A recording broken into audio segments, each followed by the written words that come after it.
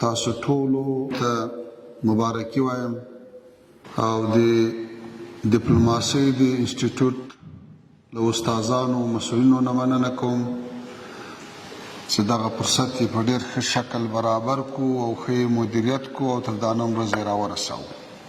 ورونو، الله تعالی موږ تاسو ته په هره برخه کې ډېره ښه لارښوونه کړې، هره لاره یې راښولې.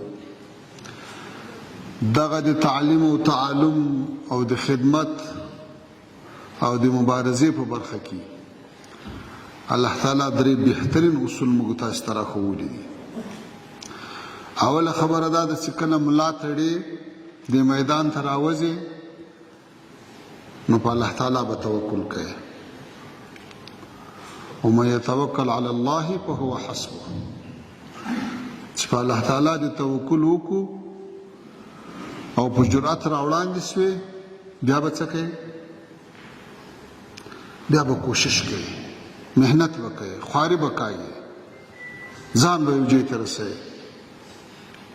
لکه الله تعالی چې فرمایي چې والذین جاهدوا فینا لنهدینهم سبلنا. هغه څوک چې د الله په لار کې کوشش کوي، مجاهده کوي، الله تعالی هغو ته لارې ښیي. او بیا په دې لاره کې د تګ دپاره، د مزل دپاره، د کامیابۍ دپاره طبعا یو الله تعالی پرده، انسان نیمګړی ده، ضرورت لري، په هره خبره خو څوک نه پوهېږي. نو بیا به څه کوي؟ فاسألوا اهل ذکر ان کنتم لا تعلمون. بیا له علماو نه، له پوهانو نه، له استادانو نه څه حاصل کوي. نو بیا به تاسې هدف او منزل ته ورسېږي. نن الحمدلله موږ تاسې ټول په الله تعالی هم توکل کړی.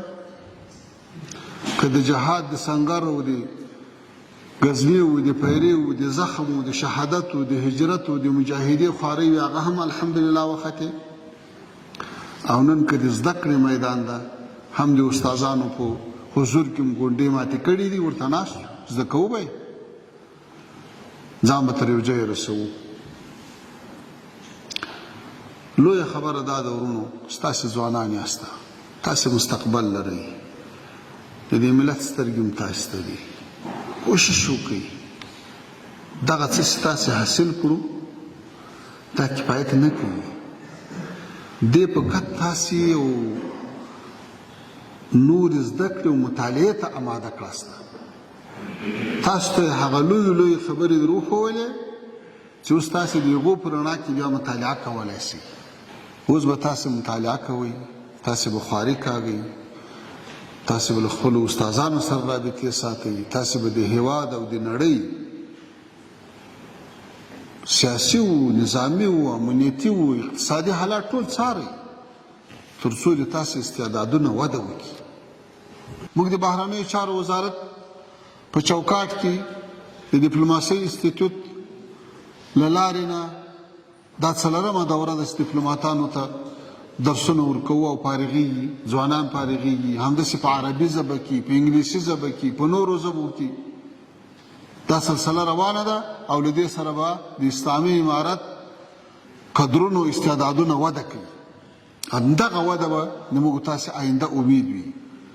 موږ په علمي ډګر کې قدمونه وانخلو، ځان پوه نه کړو، په ځان خواري تېره نه کړو، د دنیا په حالاتو خبر نسو، د وطن له نزاکتونو نه خبر نسو، له خپل تیر تاریخ نه خبر نسو، بیا خپل راتلونکی هم نسو جوړولی. ما او تاسې په خپل کور کې فکر وکړو څومره ډېرو کړنو ته ضرورت لرو، او دا هرې برخې ته چې ته فکر کوې هغه یو مسلکي غواړي. که ته ټوله کورنۍ راټوله کې د یو ماشوم تبه دي وي، علاج یې نسې کولی، ته څو ډاکټر ته یې نسې، ته په خپله یو ګروپ نسې جوړولی، ته په خپله جامع نسې جوړولی. نو د هر فن دپاره رجال سته او دا ټولنه ورته ضرورت لري. بل ورونو، کوشش وکړئ، تاسې ځوانان یاست، ټول عمر هغه استعدادونه له ټکرو سره مخ شوي، له مخالفتو سره مخ شوي، حتی د دنیا او آخرت تاوان سره مخ شوي دي چې هغه له خپلې ټولنې نه لار جلا کړې ده. هغوی د خپل نظام، د خپلو اکابرو، د خپلو علماو، د خپل قیادت توصیې او لارښوونه او هدایات او پالیسۍ په نظر کې نه نیولې. نو ډېر کوشش کوئ له خپل قلم سره ډېر احتیاط کوئ، له خپلې ژبې سره ډېر احتیاط کوئ چې نه یو مسلمان درنه ازار سي، نه ګاونډی درنه ازار سي، نه یو هیواد درنه ازار سي، نه نظام ته تاوان ورسیږي او نه بیرته هغه تاوان په تا راوګرځي. کله کله داسې وارونه کیږي چې هغه بیرته په همغه ټولنه یا په همغه شخص باندې راګرځي. تاسو باید په دې کې ډېر محتاط واوسئ. هر حرف چې لیکئ، هره کلمه، هره خبره چې کوئ، په دې باید فکر وکړئ چې آیا دا په اسلام کې جواز لري؟ آیا دا خو د بل مسلمان په ضرر نه وي؟ آیا د دې ماته یا بل ته ګټه شته؟ آیا دا حقیقت لري؟ بس دا شی په ځان کې عملي کړو.